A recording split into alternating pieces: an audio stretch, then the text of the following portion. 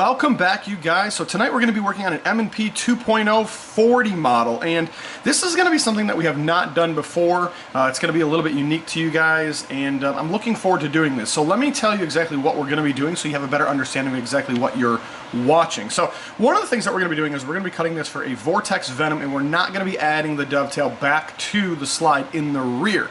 Now this is more common than you think because there's several optics that are on the market that actually have a built-in rear adjustable iron sight. So one of those being the Leopold Delta actually has an iron sight in the back that a lot of people have been sending me requests for, so that way we're not actually doing a new dovetail, we're actually just using the dovetail that's built into the optic. So very cool. But in this particular case we're going to be using the Vortex Venom, and there is not a rear iron sight at all that will be going back on the gun, so that's a totally different new approach, and that'll be really cool. So what we're going to do is we're going to start that back here, and it's going to make its way forward up this way to where it's going to consume this existing dovetail that's here. So we're basically going to eat out that dovetail. There's not going to be anything left, and then it's going to basically just live in this whole zone down and through here. So that'll be pretty cool, and that's going to pretty much wrap up the back of the slide work as far as what we're going to do back here.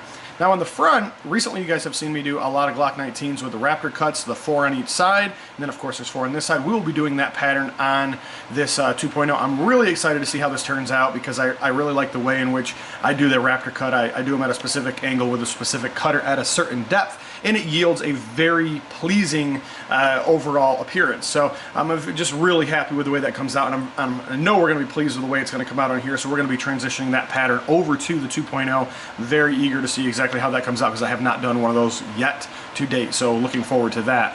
Now last but not least, we're going to be doing the Cobra nose, so we're going to end up doing a cut here. It'll be a little C, then there'll be a chamfer on that C, and then we're going to run a chamfer that goes from this way to this way. So basically we'll end up doing a chamfer on the top edge this way. Okay, so it's deeper up here, less here. Then we cut that little C there, and then we do the chamfer on the actual C cut. So very cool design overall. We're going to be able to see a little bit of the tip of the nose of that barrel right there. And overall, I'm pretty pleased with the thought pattern that's being taken place on this particular design. Now let's get over to the CNC. Let's see exactly how it turns out, and let's turn that project out and see what we get as an end result.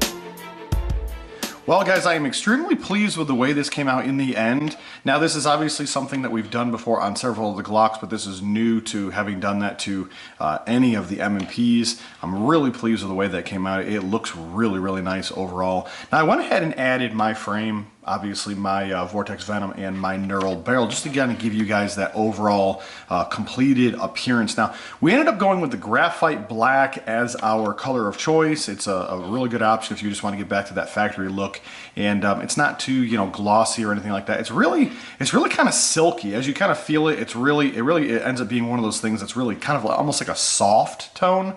It's kind of hard to describe, but in the end, it looks beautiful. I mean, it really came out extremely nice. It really sits well with going back to that factory image overall. So I'm really pleased just kind of with the end result there. You know what I mean? It's just, it's one of those things where if you try to get back to that factory image, sometimes it's hard to get there, but we definitely achieved that. Now, of course, on the end, we ended up going with the Cobra nose. Now, with the polished barrel, it really stands out. You're able to see what that barrel looks like and how much of that barrel is visible. So definitely pleased with that. We have a lot of requests that people come in. They say, hey, we just want to have the nose done, or they want to have something small done, like an optic and a nose, or a top window and a nose. So definitely reach out to me if you happen to have just, you know, a small project. It doesn't have to necessarily be a full-blown build in order for me to take that work on. And guys, as I've always told you, go and follow us over on Instagram. We happen to have a lot of stuff over there. We have pictures that get posted over there, usually days or two early before the build video actually ends up coming out. If you don't do Instagram, follow us over there on Facebook, because we end up usually doubling that content. So as it's posted over on Instagram, it ends up getting doubled over onto our Facebook account for those Facebook users. So there's an opportunity there to still kind of stay updated and informed with exactly what's going on.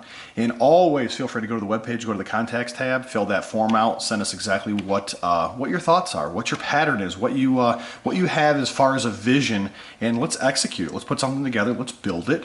And if it happens to be something that we have not done before like this, we'll do a build video on it. So you'll actually end up seeing your slide. We'll take it, we'll strip it, we'll do the work, we'll come back, we'll color it, we'll talk about it, we'll put it together.